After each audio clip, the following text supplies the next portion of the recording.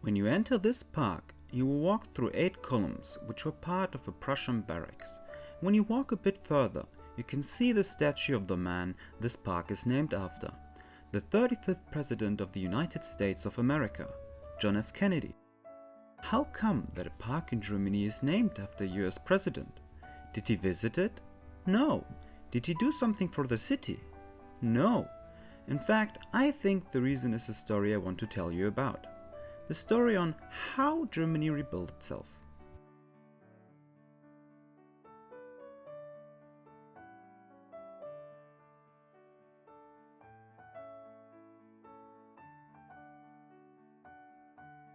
In Germany, the time after the Second World War is called Stunde Null, which means hour zero in German. It is a very common belief in Germany and the rest of the West that Germany was completely destroyed after the bombings of the Allies, and through the Marshall Plan and the hard work of Germans, an economic miracle took place. But neither the fact that Germany was completely destroyed, nor that the Marshall Plan was crucial in helping Germany rebuild itself, is actually true. In 1945, after the war, the US Air Force conducted an investigation called the United States Strategic Bombing Survey, led by John Kenneth Galbraith and the former Axis powers, and concluded the bombings were a catastrophic failure, because the main aim of them was to destroy the war industry, but the war industry wasn't affected that much. Most of the damage was done in civilian centers, so big cities like Hamburg, Cologne and Aachen, so it was very easy to depict Germany as completely destroyed.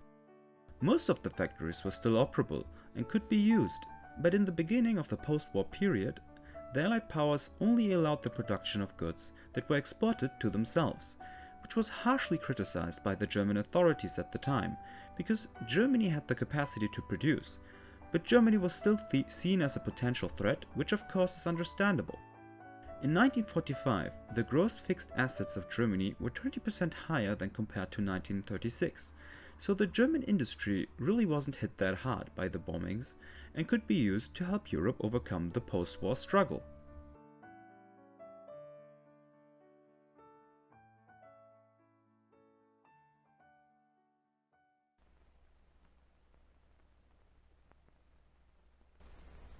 Vor dem Kongress der Vereinigten Staaten begründet Präsident Truman die Notwendigkeit einer Hilfe für Europa.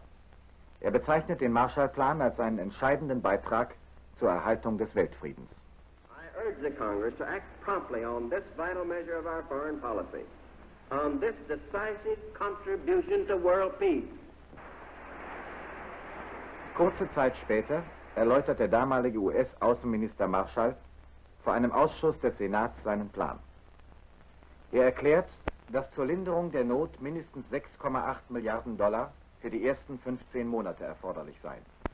Das Europaprogramm solle auch die deutschen Westzonen einschließen. Marshall erklärt, er zweifle nicht an dem schnellen und durchgreifenden Erfolg der vorgeschlagenen Maßnahmen. But there's no doubt whatever in my mind that if we decide to do this thing, we can do it successfully. And there's also no doubt in my mind that the whole world hangs in the balance as to what it is to be in connection with what we are endeavoring to put forward here. Thank you. Der Marshallplan wird verwirklicht.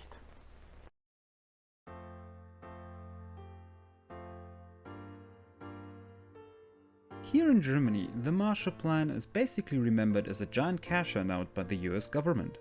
But the first concepts were very different. In the first 2 years after the war, the then US Finance Minister Morgenthau had the plan to scrap Germany of all factories and excluding it from the world market to the benefit of the Allied powers, even though that it was clear that the German economy was very strong if it would be allowed to. In 1948, the US Congress passed the European Recovery Program, which would later be called the Marshall Plan, named after the US Foreign Minister George C. Marshall. Its strategy was to stabilize Europe together with Germany, and not at the cost of it. The Allied powers granted more and more permits for Germany to produce, and one man should be put into that situation as the Director of Economics and later as Germany's first economic minister, Ludwig Erhard. He asked for support in the form of capital, but not a single dollar went to German authorities to rebuild the industry. Ludwig Erhard is now seen as the man who basically did create the conditions of the German economic miracle and the father of the social market economy, and hence we're going to hear from him again. But I want to show you a clip of him to see what kind of situation he was in. Mir wurde seinerzeit immer wieder gesagt, meine Aufgabe wäre es, die Not und die Armut gerecht zu verwalten. Meine Antwort darauf war stets, den Teufel werde ich tun. Ich werde Not und Armut nicht verwalten, sondern ich werde alles tun, sie zu überwinden. Most of the help of the Marshall Plan came in foreign exchange assistance. Foreign exchange assistance means that US exporters could export specific goods, while the German importers had to buy it with their own currency. So most of the foreign exchange assistance was food in the form of grain, raw cotton and tobacco from the south, and not money, which sowed discontent in the German population, because it seemed like the US only wanted to sell their surplus of goods, and it didn't help that it was the lowest grade of cotton that was sent. In fact, machines and cars only took up 2.3% of the Marshall Plan.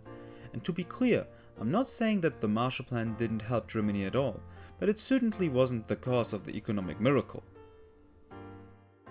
In the second year of the Marshall Plan, the foreign exchange assistance for Germany was cut drastically, so that the US Foreign Ministry announced that the foreign aid was only a marginal factor in the recovery process, and even Ludwig Erhard himself said, "Under the influence of an omnipotent propaganda, misleading statistics, senseless repetition of unsubstantiated and incoherent claims, and the complete dismissal of economic relationships, no correction was ever made, neither from the press or the responsible ministers or representatives." The historian of social sciences, Werner Abelshauser, concluded in his essay Wunder gibt es immer wieder, Mythos Wirtschaftswunder, Miracles Happen All the Time, The Myth of the Economic Miracle, the Marshall Plan was successful in Europe because it had economic substance. It helped to stabilize West Europe after the Second World War and provided strong economies help for self-help. But above all, it was a grandiose test for public relations, of which politicians are still captivated by. It is also interesting to note that the European Recovery Program Special Fund was turned into the Kreditanstalt für Wiederaufbau, which is now one of Germany's biggest credit institutes. Was the myth of the economic miracle really a lie? The reasoning behind the economic miracle is false, but the myth sure had its own life, and Germany did see a strong increase in GDP in the following years. So why did it happen? Without the shift of plans for Europe by the US, Germany would not have been capable of using its potential, and thus not experience such a strong dynamic. The Marshall Plan did help Germany, but it was also a necessity, because without such a program, the occupation of West Germany would have been much more difficult, and the later integration into the European system would have been almost impossible. But it surely isn't the only part of that supposed miracle. In 1948, Ludwig Erhard proposed a currency reform that abolished the Reichsmark, which was hyperinflated due to the war economy, and established the D-Mark in Germany. This moment is especially remembered because it helped to fill the shelves with goods again and gave Germans a hope for a stable future. The currency reform itself did not cause a direct increase in GDP, so it wasn't sufficient for the economic miracle, but a necessary condition of it. Also, the establishment of a new constitution for a democratic Germany, which was heavily influenced by the United States, helped to establish a strong republic. The concept of the social market economy, as coined by Ludwig Erhard, was a critical part of the economic miracle, because it set the path for free trade throughout Europe, of which Germany should be, and now is, a big part. A free economy also meant that all the educated people in Germany were free to produce and use their knowledge of science and engineering of Germany and export it throughout the world, which Germany is now famous for. So I think the biggest help Germany got was getting Americanized. So why is the Kennedy Park named that way? To be honest, I didn't really find a strong answer for it besides that John F. Kennedy was assassinated in 1963 and the people in Aachen felt it was a sign of respect and gratitude to name the park after him.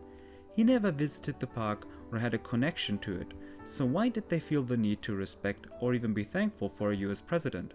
Well, the only reason I can come up with is that because of the USA, Germany got its freedom politically and economically.